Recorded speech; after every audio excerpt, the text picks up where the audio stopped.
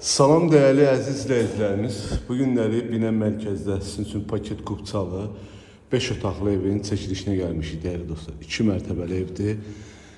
Beton monolitlidir değerli izləyicilərimiz. Qiymət videonun sonunda deyiləcək. Sizdən xahişim videonun sonuna izləyin ki, tam ətraflı məlumatı sizin üçün verim. Evimizin keyfiyyətinə söz yoxdur. Həqiqətən də aşağı mərtəbədə bir dənə mətbəximiz dostlar. Mətbəximiz görürsünüz, maşallah, nətər genişdir. 5 metrdir dostlar mətbəximiz. İstipoldur.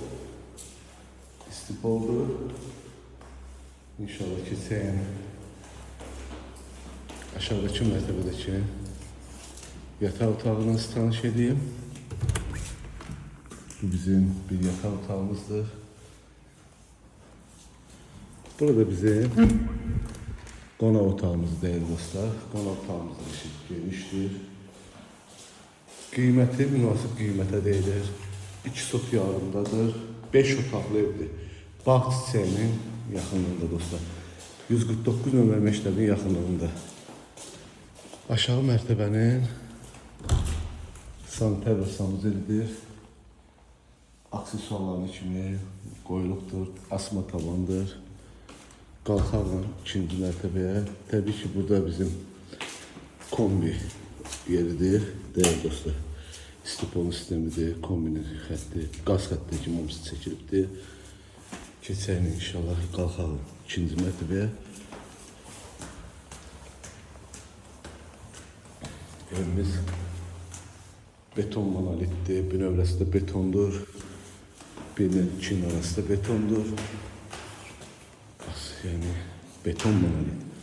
Yuxarı mərtəbənin kaydoludur değerli dostlarımız. Burada bizim sanitar və sanuzəlimizdir.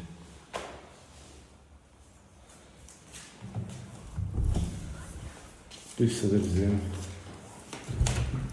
bir yataq otağımızdır. Qəşəng genişdir. Bu bizim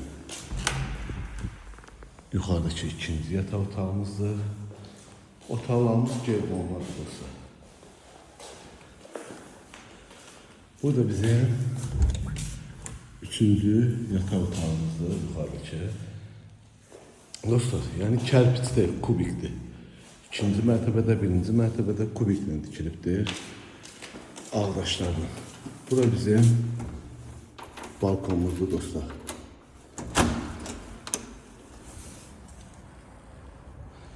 İndi keçəcəyik inşallah evin həyatıyla tanış edəcəm.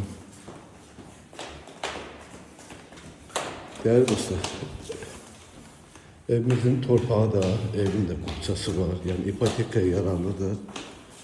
Banklarında, ipoteka yolundan da evi alabilirsiniz.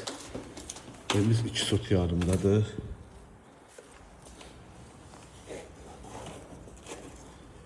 Gözünü sayın.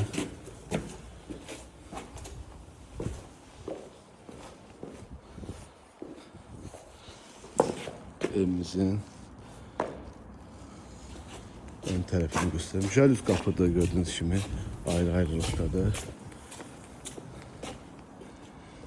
Evimizin ön görünüşüdür değerli dostlar. 2 sot yarımdadır, paket Qubçalıdır. Qiymət 170 min manat dostlar. Çok güzel təklifdir. Əsas yola yaxın. Binən mərkəz bağ çiçeğimin arxa tərəfi. Allah alanı satanda xeyir versin. Sağ olun, var olun.